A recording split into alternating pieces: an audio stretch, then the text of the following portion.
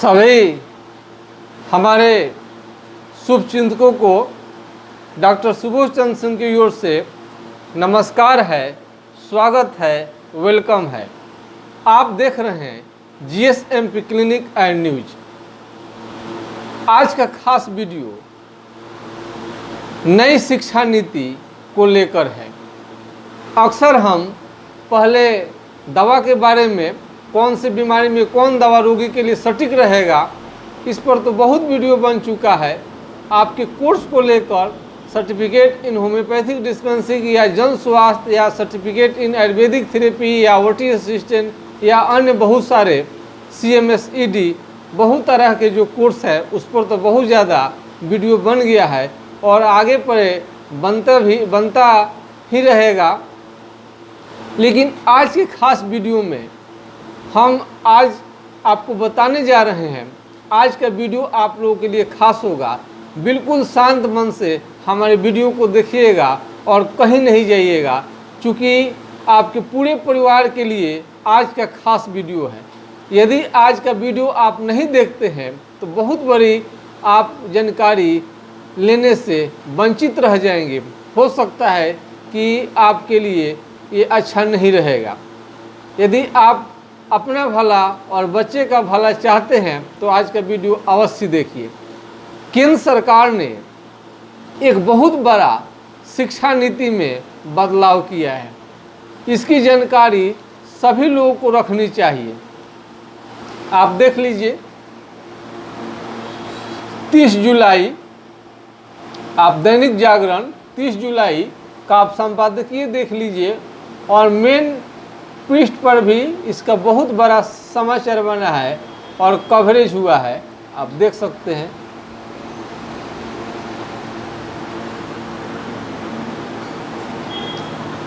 आइए देखते हैं क्या है शिक्षा की नई नीति। आखिरकार नई शिक्षा नीति का इंतजार खत्म हुआ। अच्छा होता कि शिक्षा नीति को नया रूप देने में 34 साल का लंबा समय नहीं लगता। ये शिक्षा नीति महत्वपूर्ण इसलिए है कि रट्टा मार जो विद्यार्थी परीक्षा पास करते हैं, यानी रटने की उनकी ये जो आदत है, रट कर परीक्षा पास करने की, बहुत ही खतरनाक है उस विद्यार्थी के लिए भी और उस देश के लिए भी और समाज के लिए भी। यदि अच्छे विद्यार्थी अगर नहीं अपना अध्ययन पूरा करते हैं और जानकारी उनको नहीं रहती है और केवल परीक्षा पास करने की दृष्टि से वो पढ़ते हैं तो बहुत ही घातक है और एक दिन बहुत बड़ा बेरोजगार बनाने में ये काम करेगा। ये अपने पैर पर अपने कुल्हाड़ी ही मारने के बराबर होगा। नई शिक्षा नीति में ये सरकार चाह रही है कि बच्चे जो रटते हैं वो रटे नहीं, बल्कि वो व्यवहारिक शिक्षा लें और जिसका काम जिंदगी में आए, और वो छठे क्लास से ही व्यावसायिक शिक्षा देना चाहती है। और ये मैट्रिक का जो परीक्षा देते हैं विद्यार्थी, मैट्रिक का बोर्ड होता है, उसे हटाकर केवल इंटर का रहने दिया जाए। और मानव संसाधन विकास मंत्रालय जो है उसे केवल अब शिक्षा मंत्रालय ही कहा जाएगा। पहले मानव संसाधन विकास मंत्रालय को शिक्षा मंत्रालय कहा जाता था। ये आपको मानव संसाधन कहकर कहा जाता था, लेकिन अब आपको हो गया कि ये केवल शिक्षा मंत्रालय ही रहेगा। जैसा कि आप जानते हैं कि NIOS भी आपको मानव संसाधन विकास मंत्रालय के अधीन ही काम करता है। तो आपको पहले इसका शिक्षा मंत्रालय नाम था, लेकिन बाद में इसे संशोधन किया गया 1980 के समय में। तो उस समय मानव संसाधन कहलाया, तो इसे लोगों को समझने में दिक्कत होती थी। लेकिन अब शिक्षा के सुधार के लिए ये बहुत बड़ा फेरबदल आपको किया जा रहा है। एक समझने की बात है कि ऑनर्स जो होता है 3 साल या 4 साल का होता है। यदि आप 4 साल first year, second year, third year यानी प्रथम वर्ष, द्वितीय वर्ष, तृतीय वर्ष आपने पढ़ाई किया और चौथे वर्ष में आपकी तबीयत बिगड़ गई अथवा आपका आर्थिक स्थिति खराब हो गया या कोई ऐसा हालात हो गया जिससे गंभीर रूप से आप बीमार हो गए, आप परीक्षा नहीं दे सके, तो आपका सारा का सारा किया धया माटी हो जाता था। इस कठिन परिश्रम को जो विद्यार्थी करते हैं उनका ये जो कठिन परिश्रम करके जो ये परीक्षा दिए और किसी कारणवश वो उनका एक्सीडेंट हो गया, परीक्षा दे नहीं पाए या पास नहीं कर पाए, तो उनका पूरा 4 साल का मेहनत बेकार हो जाता था। तो अब के नए शिक्षा नीति में आपको 1 साल ही पढ़े हैं ऑनर्स में तो आपको सर्टिफिकेट, 2 साल पढ़े हैं तो आपको डिप्लोमा, 3 साल पढ़े हैं तो आपको ऑनर्स, चौथे साल पढ़े हैं तो आपको रिसर्च स्कॉलर जैसे सर्टिफिकेट से आपको ये संबोधित किया जाएगा, उस टाइप को ही आपको सर्टिफिकेट दिया जाएगा। आज की जानकारी हम इसलिए मेरा बहुत ज़्यादा तो जानकारी नहीं है, आगे पर हम कोशिश करेंगे कि पूर्ण जानकारी हो। हम आपको इसलिए आगाह कर दिए, सतर्क कर दिए, कान में डाल दिए कि आपको नज़र चला जाए और इस पर हमेशा फोकस और ध्यान बनाए रखें, अपने लिए नहीं, नेक्स्ट जनरेशन के लिए।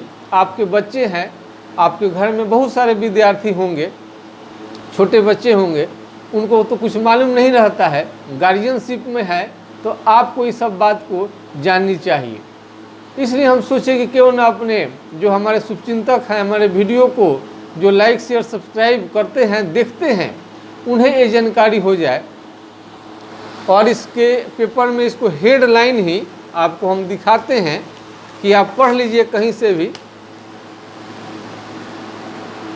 आप देख सकते हैं यहाँ पर भी मुख्य पृष्ठ में आया हुआ है, कानून का रूप लेने वाला है अभी।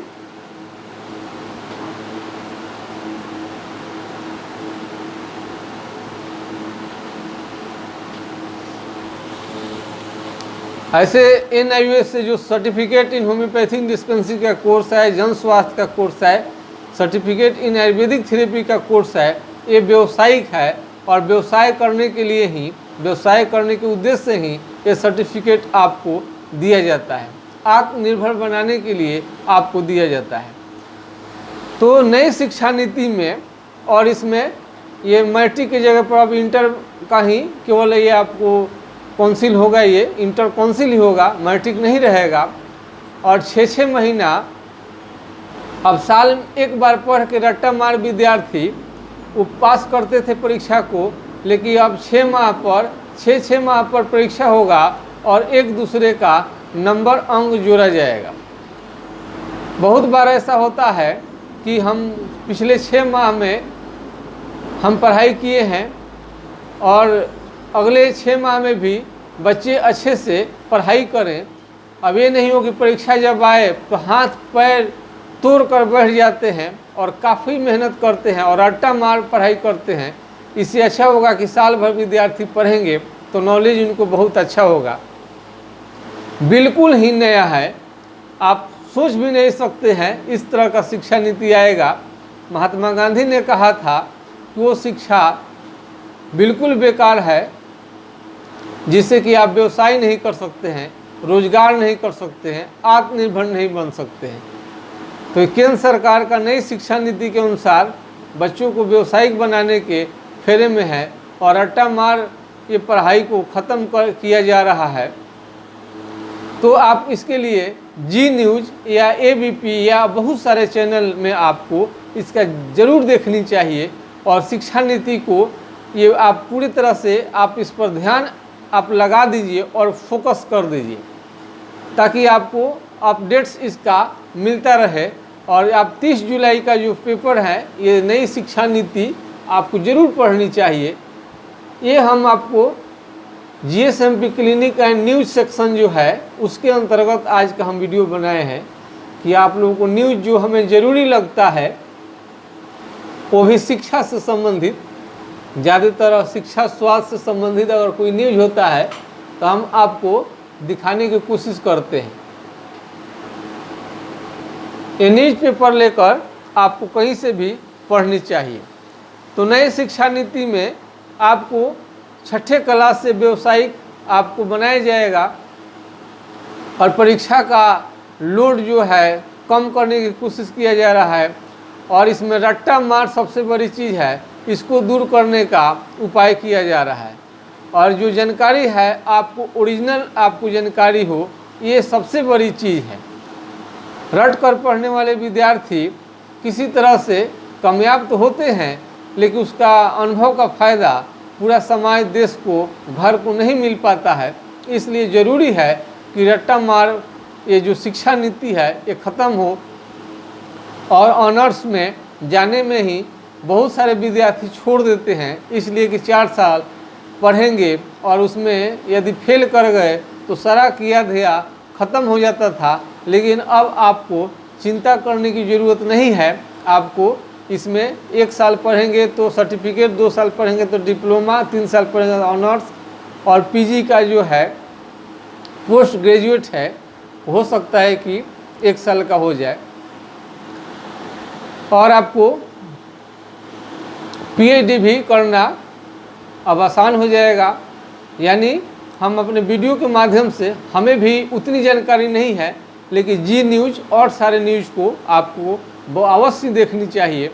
आज का जानकारी आप लोगों को कैसा लगा, आप कमेंट बॉक्स में अपनी प्रतिक्रिया लिखना न भूलेंगे।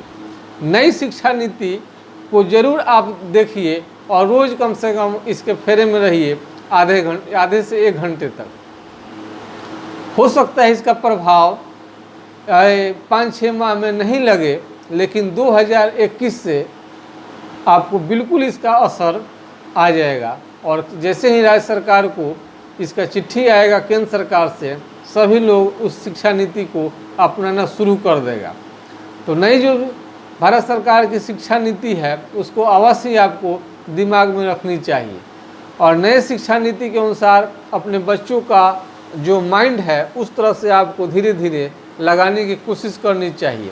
अब रटने वाली बात नहीं है, थ्योरी के साथ साथ प्रैक्टिकल, यदि प्रैक्टिकल आपको अच्छा से होता है तो रटने की ज़रूरत रहती नहीं है, आपको पहले से ही बहुत चीज़ मालूम रहता है। यदि आपको प्रैक्टिकल अनुभव नहीं है तभी आपको रटनी पड़ती है और परीक्षा में भी। और इसमें फिजिक्स का विद्यार्थी को ज़रूरी नहीं है कि वो सब्सिडरी में मैथ पढ़ेंगे और केमिस्ट्री पढ़ेंगे। यदि फिजिक्स के विद्यार्थी को अगर म्यूजिक में आनंद है तो साथ में म्यूजिक भी ले सकते हैं, यानी कि ऑप्शन रहेगा। और मातृभाषा में पढ़ाने का भी ये चीज़ उपाय किया जा रहा है और अंग्रेजी को थोपा नहीं जाएगा, बल्कि आप ऐच्छिक विषय में के रूप में आप ले सकते हैं। अपने मातृभाषा में आपको परीक्षा, एग्जाम और बहुत सारी तैयारी आपको करनी है। देखिए आगे पड़े होता है क्या क्या। हिंदी को भी हमारे देश में महात्मा गांधी ने कहा था कि हमारे देश में हिंदी ही एक मात्र एक भाषा है जो कि राष्ट्रभाषा बनने का ये राष्ट्रभाषा बनने के लिए योग्य है या बन सकता है। क्योंकि हिंदी भाषी बहुत अच्छा बोलते भी हैं, सरल भी होता है और पूरे विश्व में बहुत ज़्यादा संख्या में बढ़ भी रहे हैं। तो हिंदी, उनके नज़रिया से हिंदी हमारी राष्ट्रभाषा हो सकता है।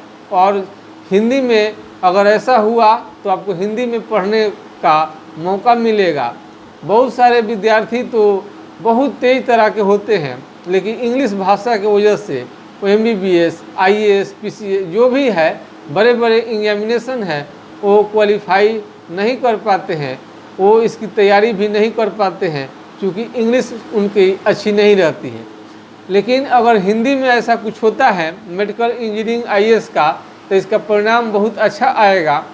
और इसका मतलब ये नहीं हुआ कि इंग्लिश को कोई पूछेगा ही नहीं, वो भी रहेगा, लेकिन आपको ज़रूरी नहीं रहेगा उसका। आप हिंदी भाषा में भी बहुत सारे कोर्स को आप तैयारी कर सकते हैं और उसे अच्छे अंक से प्राप्त कर सकते हैं, उसमें आपकी जानकारी भी अच्छी हो जाएगी। तो सभी का आपको माइंड मेंटेन आपको कर लेनी चाहिए पहले से ही, और माइंड में ये बात बैठा लेनी है कि नई शिक्षा नीति पर हमें रोज़ कम से कम थोड़ा वक्त देनी है, ताकि हम लोग भी जान सके कि नया बदलाव क्या हुआ है और अपने बच्चे को वही शिक्षा दिलवाया जाए जैसा कि केंद्र सरकार के शिक्षा नीति के अनुरूप हो, तो हमें व्यवसाय शिक्षा अगर लागू होता है तो हम लोग को बच्चे को ये पहले ही आपको माइंड सेट करना पड़ेगा कि आप अपने बच्चे को होम्योपैथिक चिकित्सक बनाएंगे, कि एलोपैथिक बनाएंगे,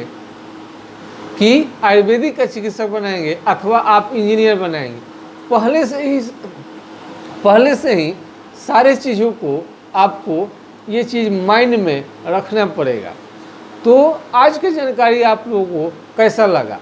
अगर पहले से ही ये माइंड में सेट रहेगा तो उन्हें लंबा दूरी सफ़र करने में कोई देरी नहीं होगी, और एक आपको विशेष जानकारी भी आपको मिलेगा, और शिक्षक बनना भी अब आसान नहीं रह जाएगा। इसके लिए बहुत बड़ी आपको तैयारी किया गया है और कठिन परीक्षा के दौर से गुजरनी पड़ेगी। इसलिए आप कमर कस ले, अपने बच्चे को कठिन परिश्रम करने के लिए आज से ही प्रेरित करें और अपने बच्चे पर ध्यान दें, तभी आप सभी का, परिवार का उज्जवल भविष्य हो सकेगा। मैं आशा करता हूं कि आज की जानकारी आप लोगों को काफ़ी अच्छा लगा होगा।